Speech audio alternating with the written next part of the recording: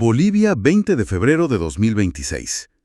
Hoy analizaremos a fondo la reestructuración de la comunicación gubernamental, la creación de una nueva entidad descentralizada para la gestión social y la reasignación de funciones y presupuesto de la Vicepresidencia del Estado. Y es que el objetivo de esta exploración, o digamos la verdadera misión de este análisis a fondo, es entender exactamente cómo se mueve el poder real dentro de la inmensa y compleja maquinaria de un Estado. Porque a veces la audiencia podría pensar que los grandes cambios políticos se anuncian con luces de neón o en discursos monumentales. Pero la realidad es que la austeridad, la eficiencia y la concentración de mando, cuando se plasman en el papel, se ven exactamente así como reestructuraciones técnicas o movimientos rápidos de presupuesto. Y rediseños quirúrgicos en un organigrama gubernamental. Exacto. Son engranajes que se ajustan casi en silencio en despachos cerrados, pero que tienen la enorme capacidad de cambiar por completo la dirección de toda la máquina estatal. Antes de entrar de lleno en la materia, es fundamental hacer una aclaración vital para quienes nos escuchan. Claro, el tema de la imparcialidad. Así es. Los documentos y decretos que estamos a punto de desmenuzar contienen decisiones de alto calibre político. Nuestro objetivo aquí no es tomar una postura ni a favor ni en contra, ni endosar ninguna visión partidista sobre estas medidas. El propósito es reportar de manera imparcial los hechos técnicos contenidos en estos textos y analizar la lógica administrativa detrás de ellos. A ver, vamos a desglosar esto porque el primer gran movimiento del órgano ejecutivo boliviano que tenemos sobre la mesa es un rediseño total de la comunicación presidencial a través del Decreto Supremo 5550. Una decisión que la verdad merece una mirada muy atenta. La arquitectura de un Estado rara vez se modifica por un simple capricho estético de un gobierno. Cada línea que se reescribe, o digamos cada caja que se mueve en la estructura administrativa, tiene una intención táctica profunda. O sea, no mueven secretarías solo por moverlas. Definitivamente no. Cuando observamos de cerca estas modificaciones normativas, lo que realmente estamos presenciando es la traducción literal de una voluntad política al lenguaje burocrático. Es el sistema nervioso central del gobierno intentando adaptarse para responder más rápido y con mayor contundencia a los desafíos diarios. Y vaya que es una adaptación fascinante, aunque también genera varias interrogantes en el papel. Empecemos por la comunicación, porque el cambio es sumamente revelador. Hasta ahora, dentro del Ejecutivo existía la Dirección General de Comunicación y Vocería, Que dependía directamente del Ministerio de la Presidencia. Exacto. Bueno, esa estructura se transforma. Esa dirección pasa a llamarse Unidad de Comunicación Estratégica del Estado Plurinacional de Bolivia. Pero el detalle crítico no es el cambio de nombre, es su nueva ubicación en el tablero de ajedrez gubernamental. Esta nueva unidad se extrae del ministerio y pasa a depender directamente de la Presidencia del Estado. Específicamente bajo la dependencia funcional de la Jefatura de Gabinete. Así es. Es decir, se sube el nivel más alto posible, literalmente al lado del escritorio presidencial. Pero fíjate que aquí hay un detalle curioso, muy curioso, y es que la unidad de medios estatales no hace ese mismo viaje. Ah, claro, se queda atrás. Se queda anclada en el Ministerio de la Presidencia, encargándose de lo puramente técnico y operativo de los medios públicos, así como del relacionamiento con los medios privados. Básicamente parten la estructura de comunicación en dos mitades. Lo fascinante aquí es cómo se materializa en términos administrativos el concepto de separar la mente de los músculos.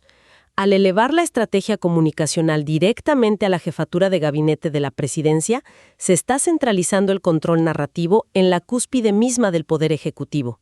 Es la estrategia pura y dura. Es un movimiento de manual para lograr lo que en la teoría de la administración pública se llama racionalidad funcional. En tiempos políticos acelerados, la agilidad es sinónimo de supervivencia. El presidente necesita que el mensaje central del gobierno, la narrativa estratégica pura, no tenga que pasar por los filtros burocráticos de un ministerio, por más cercano o de confianza que sea el ministro. Necesita una directa sin intermediarios. Exactamente. Y al mismo tiempo dejar los fierros, es decir, la unidad de medios estatales en el Ministerio de la Presidencia, tiene todo el sentido práctico del mundo. Porque administrar transmisores de radio, coordinar pautas con la prensa privada, manejar contratos gigantescos de publicidad estatal. Todo eso es una carga operativa inmensa y desgastante. Si subes toda esa carga operativa a la oficina de la presidencia, terminas asfixiando al equipo estratégico con problemas mundanos del día a día. Pero a ver, pongamos un poco de fricción a esa idea. Si concentras toda la estrategia al lado del escritorio del presidente, aislando a los estrategas de los que manejan los fierros operativos, ¿no se corre el riesgo de crear una burbuja institucional? Ujú. Es decir, me imagino un escenario donde los estrategas en la jefatura de gabinete diseñan una campaña comunicacional bellísima, pura teoría política, pero están tan desconectados de la unidad de medios estatales que no tienen idea de si las antenas de transmisión en las áreas rurales siquiera están funcionando. Es un riesgo clásico, sin duda. La desconexión entre el diseño de la política y su implementación es el talón de Aquiles de cualquier burocracia fuertemente centralizada. Sin embargo, desde la perspectiva de la racionalidad funcional que busca este decreto, se asume que la jefatura de gabinete dictará el qué y el Ministerio de la Presidencia simplemente ejecutará el cómo. Es una apuesta gigantesca por la velocidad en la toma de decisiones. Sí, y para mitigar ese riesgo de desconexión que mencionas, la norma establece plazos y mecanismos de transferencia muy estrictos. Y me emociona un poco notar que es ahí donde entra la maquinaria pesada del Estado, porque el Ministerio de Economía y Finanzas Públicas tiene un plazo perentorio para hacer todas las modificaciones presupuestarias. Claro, y no es un cambio menor en términos administrativos. El decreto autoriza la transferencia de recursos humanos, recursos presupuestarios, activos, pasivos y documentación.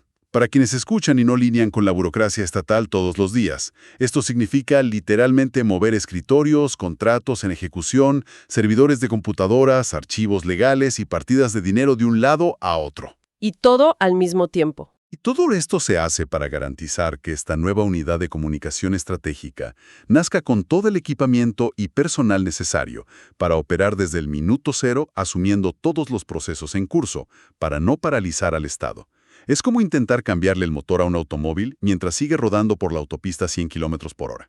Esa es una excelente analogía. Y confieso que desde un punto de vista estrictamente técnico y procedimental, la meticulosidad de esa transferencia es admirable. Cuando se mueva una estructura gubernamental de esta magnitud, el verdadero dolor de cabeza, el obstáculo que paraliza gestiones enteras, siempre es el aspecto legal y administrativo. Los contratos que quedan en el limbo. Exacto. El hecho de que el decreto especifique claramente que los procesos administrativos, los contratos vigentes y los convenios en curso serán asumidos inmediatamente por la nueva unidad, busca garantizar la continuidad de las operaciones. Intentan que no exista un vacío de gestión en ningún momento. Y todo esto se enmarca bajo el argumento explícito del gobierno de efectivizar las políticas de austeridad y racionalización administrativa, reduciendo el gasto público del órgano ejecutivo central. La promesa de hacer más y hacerlo más rápido, supuestamente con la misma cantidad de recursos. Así es. Y hablando de agilidad, de velocidad y de hacer las cosas más rápido. Aquí es donde se pone realmente interesante, porque el segundo movimiento normativo que analizamos hoy, el decreto 5551, nos lleva directamente al sector social. Pasamos de la narrativa y la comunicación a la acción territorial pura y dura, con la creación de la DGS, el Despacho de Gestión Social de Su Excelencia.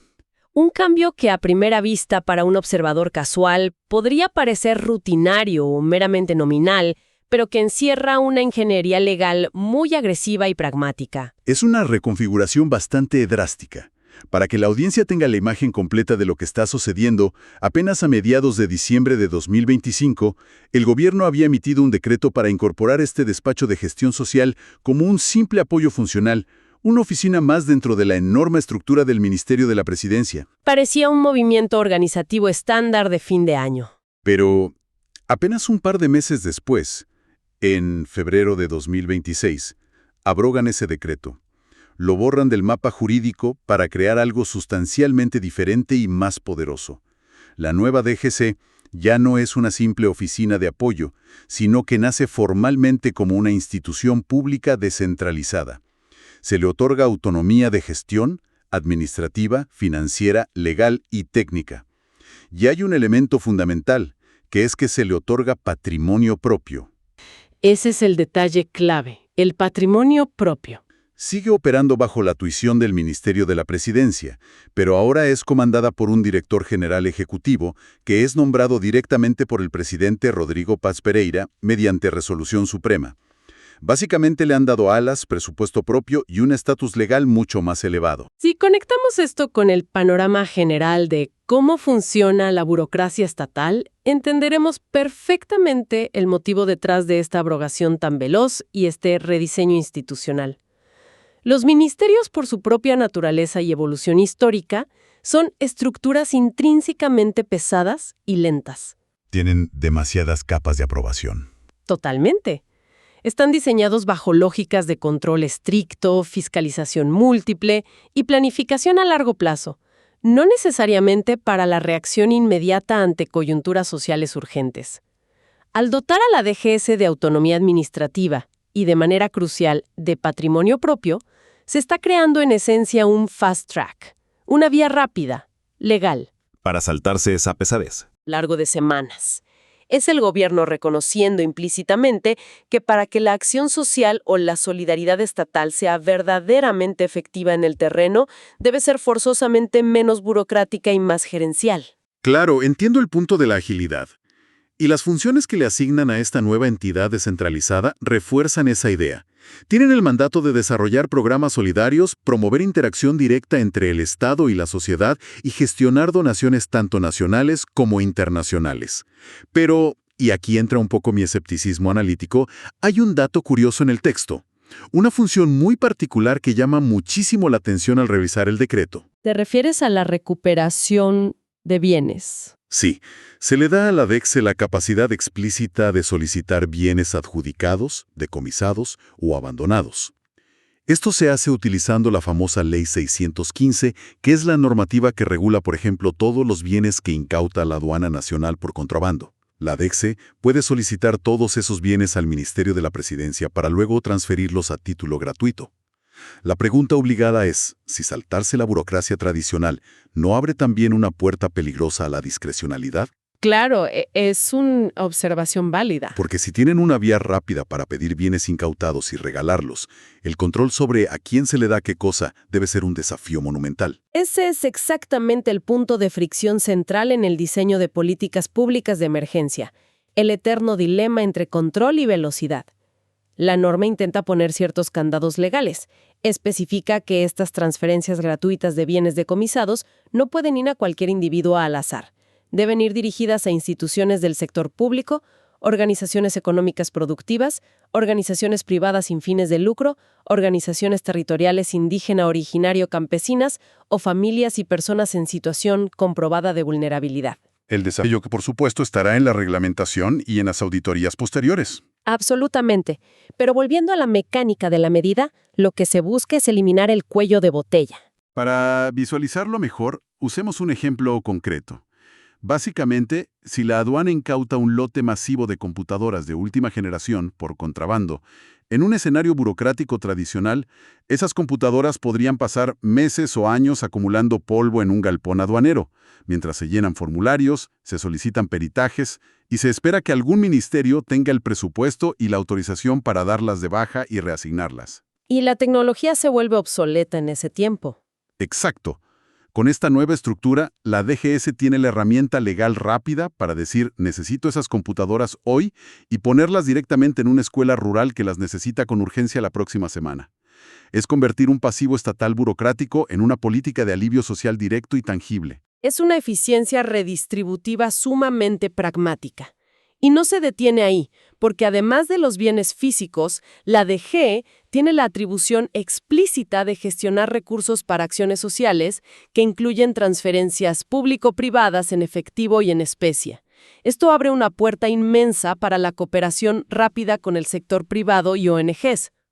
Tienen su propia chequera. Y un detalle institucional inteligente es que, al coordinar con el Ministerio de Relaciones Exteriores y el Ministerio de Planificación del Desarrollo para el caso específico de las ayudas internacionales, mantienen intacto el orden diplomático y el flujo de la política exterior formal, pero cuentan con un brazo ejecutor en el terreno que tiene su propia personería jurídica y su propio equipo legal. Reaccionar a una emergencia climática catastrófica o a una crisis social focalizada requiere exactamente este tipo de musculatura institucional autónoma capaz de saltarse los engranajes más lentos del Estado central. Es como si el Ejecutivo estuviera construyendo vehículos todoterreno legales para poder llegar a los problemas sociales, donde el sedán burocrático tradicional se queda irremediablemente estancado en el barro de los trámites. Muy buena forma de verlo. Y si eso ya parece un movimiento fuerte e interesante de analizar, hay que prepararse para el tercer gran tema de hoy. Porque si en la estrategia de comunicación vimos una cirugía de precisión y en la gestión social vimos la construcción de un vehículo todoterreno, lo que ocurre con el tercer decreto, el 5552, es directamente y sin exagerar un terremoto institucional. Me refiero a la profunda sacudida a la estructura de la vicepresidencia del Estado. Es un movimiento de placas tectónicas en toda regla dentro de la conformación del órgano ejecutivo. Es una redefinición fundamental del rol de una de las instituciones más importantes del Estado. Literalmente. El texto oficial del decreto argumenta en sus considerandos que es imperativo equiparar la estructura de la vicepresidencia a la de la presidencia del Estado. A simple vista, para cualquier persona que lea el titular, suena equitativo, suena poner las cosas en balance, a la misma altura administrativa. Pero en la práctica, al desglosar los artículos uno por uno, lo que se revela es un desmantelamiento operativo sin precedentes en la historia reciente. Un recorte profundo de sus capacidades de despliegue. Por ejemplo, se prohíbe de manera explícita que la vicepresidencia cuente con representaciones regionales, departamentales, municipales, institucionales o sectoriales. De un plumazo se le corta absolutamente todo el alcance y despliegue territorial propio. Ya no tiene brazos en las regiones. Pierde la conexión física con el territorio. Y luego viene el reparto de sus direcciones que se ordena ejecutar a un ritmo absolutamente frenético. Se exige que en un plazo máximo de solo 5 días hábiles, direcciones enteras y todos sus presupuestos asociados tienen que ser transferidos a las arcas de diferentes ministerios. El nivel de precisión quirúrgica y la velocidad exigida en este desmantelamiento es digno de un estudio profundo en las escuelas de gestión pública. Se desarma sistemáticamente el aparato operativo y de influencia de la vicepresidencia y sus piezas más valiosas se distribuyen estratégicamente a lo largo de ministerios clave que responden directamente a la presidencia. Y vamos a detallar ese reparto para la audiencia porque es la clave para entender el nuevo mapa del poder. La histórica Dirección General del Vivir Bien y Política Exterior, que era un pilar ideológico y de relaciones, se envía íntegramente al Ministerio de Relaciones Exteriores, es decir, a la Cancillería. Un movimiento lógico desde lo temático. La Dirección General de Planificación y Gestión de la Información Geoespacial, lo que comúnmente se conoce como la Plataforma Tecnológica GeoBolivia, se transfiere al Ministerio de Planificación del Desarrollo y Medio Ambiente. Y aquí viene uno de los movimientos que más me llama la atención. La Dirección General del Centro de Investigaciones Sociocomunitarias, el famoso CIS, que funcionaba como un brazo intelectual y de producción de pensamiento clave para el Estado, pasa a depender del recién estructurado Ministerio de Desarrollo Productivo Rural y Agua. Y detengámonos en ese punto específico un segundo porque es vital. Enviar el Centro de Investigaciones Sociocomunitarias al Ministerio de Desarrollo Productivo no es de ninguna manera una decisión al azar en el organigrama. Hay que considerar que ese ministerio sufre su propia reestructuración interna profunda en este mismo proceso de reformas, ajustando sus viceministerios para enfocarse en la microempresa, la industrialización y el desarrollo agropecuario. Se vuelve un ministerio muy enfocado en lo material. Exacto. Al insertar el CIS, una entidad de investigación sociológica, justo allí, en el corazón de la producción, el Ejecutivo está enviando un mensaje político institucional clarísimo. La investigación social del Estado debe estar subordinada a la matriz productiva y económica del país. Ya no se trata de fomentar investigación sociológica por el simple hecho de investigar en una esfera filosófica o teórica aislada dentro de la vicepresidencia. Fin aplicado. Ahora esa masa crítica se integra a las oficinas donde se diseñan las políticas duras de producción, fomento a la industria y gestión del agua. Es un intento de alinear el trabajo intelectual directamente con las urgencias económicas tangibles. Entiendo la lógica. Es buscarle una aplicación práctica inmediata al trabajo sociológico, obligando a los investigadores a mirar el tejido productivo nacional. Y el despojo de funciones operativas a la vicepresidencia no termina ahí. Toda la maquinaria administrativa pesada, la Dirección General de Asuntos Administrativos, la de Asuntos Jurídicos, la Unidad de Auditoría Interna, el área de Transparencia y Lucha contra la Corrupción, todo ese soporte institucional grueso es absorbido completamente por el Ministerio de la Presidencia. Todo el esqueleto administrativo desaparece de su control. Es decir, en cuestiones netamente administrativas de contrataciones y de manejo de personal, la vicepresidencia ahora dependerá de un ministerio. Al final del día, lo único que se mantiene funcionalmente independiente en la estructura de la vicepresidencia son las unidades de gestión, relacionamiento y asesoramiento estrictamente legislativo.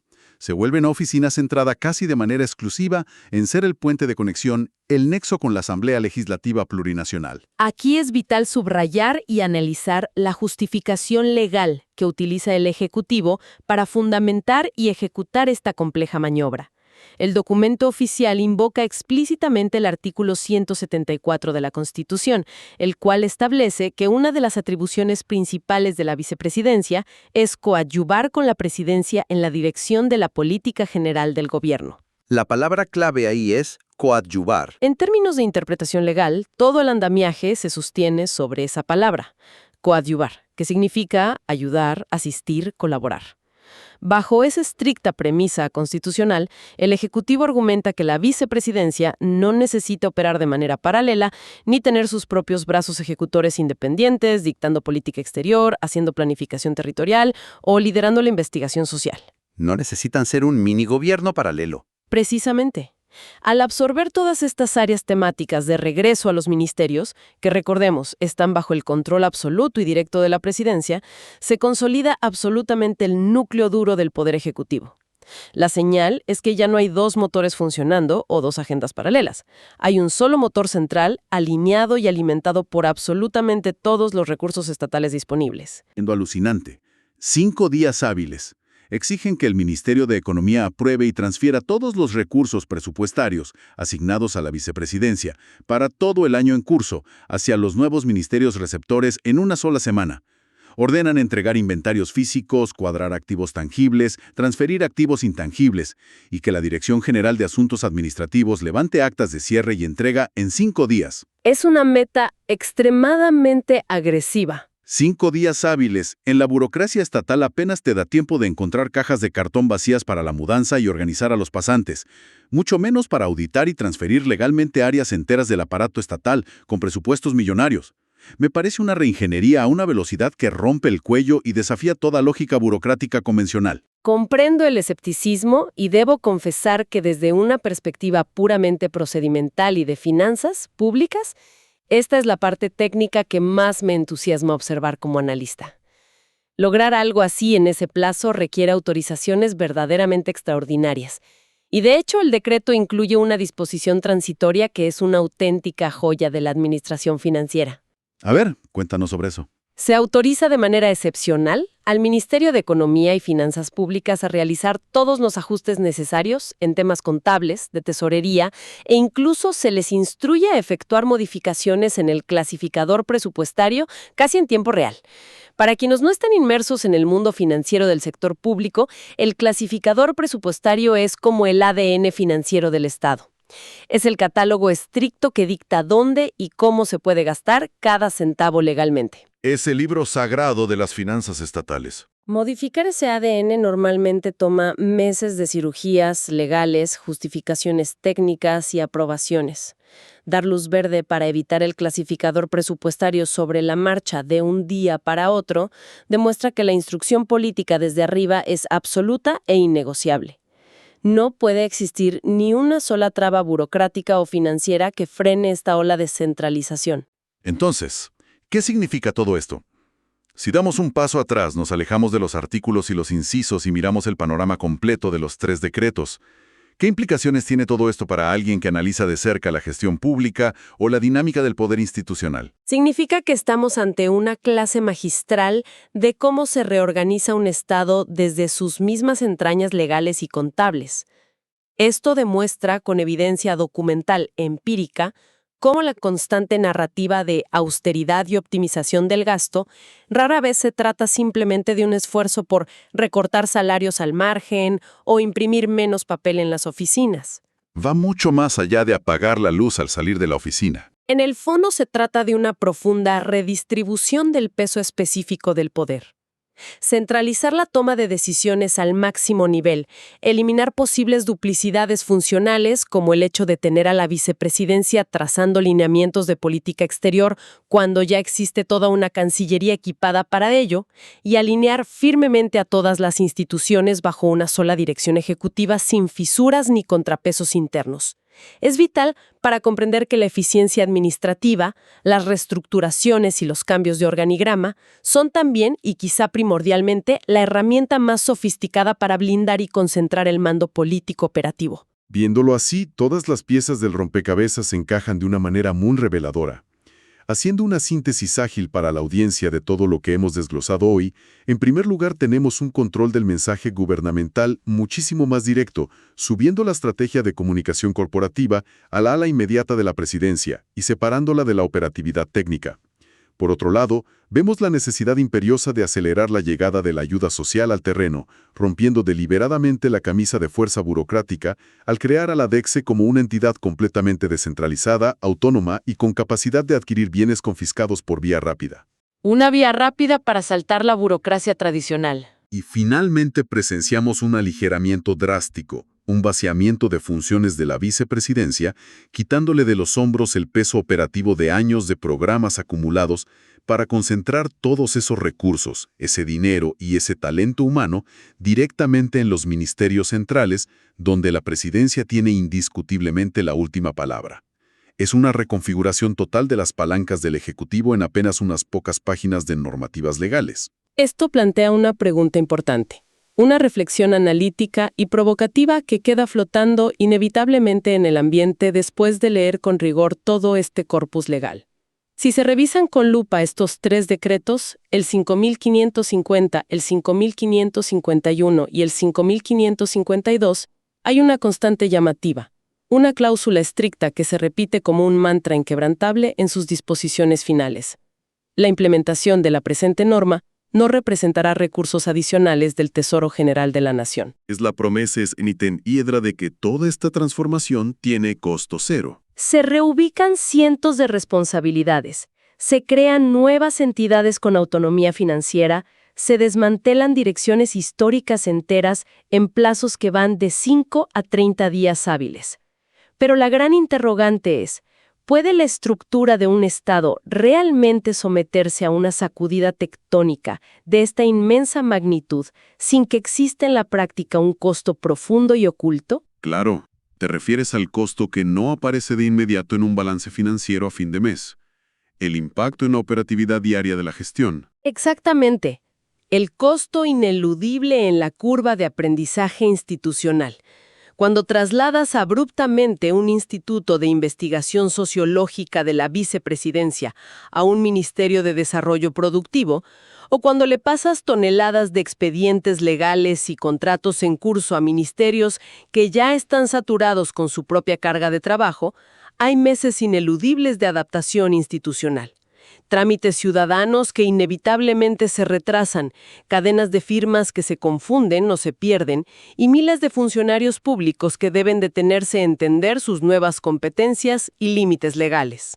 Un caos temporal operativo. Queda entonces la duda persistente y fascinante de si esta racionalización administrativa se trata puramente de ahorrar dinero estatal para ser fiscalmente responsables como rezan los considerandos legales, o si en realidad estamos presenciando el uso de la herramienta definitiva, el bisturí jurídico más afilado para rediseñar de manera irreversible el mapa del poder político en tiempo real, asumiendo conscientemente que el caos operativo a corto plazo es un precio que vale la pena pagar por asegurar un control absoluto a largo plazo. Y esa es precisamente la clase de cuestionamiento crítico que siempre nos gusta dejar sobre la mesa para el intelecto de cada oyente. Es muy fácil leer la palabra austeridad en un titular de prensa y pasar rápidamente a la siguiente noticia, pero cuando se levanta el telón de la burocracia, lo que aparece detrás es un juego de ajedrez sumamente complejo, donde cada peón reasignado o cada partida presupuestaria modificada altera el balance de fuerzas de todo el tablero gubernamental. Analizar la maquinaria del poder no es solo leer las leyes que se aprueban,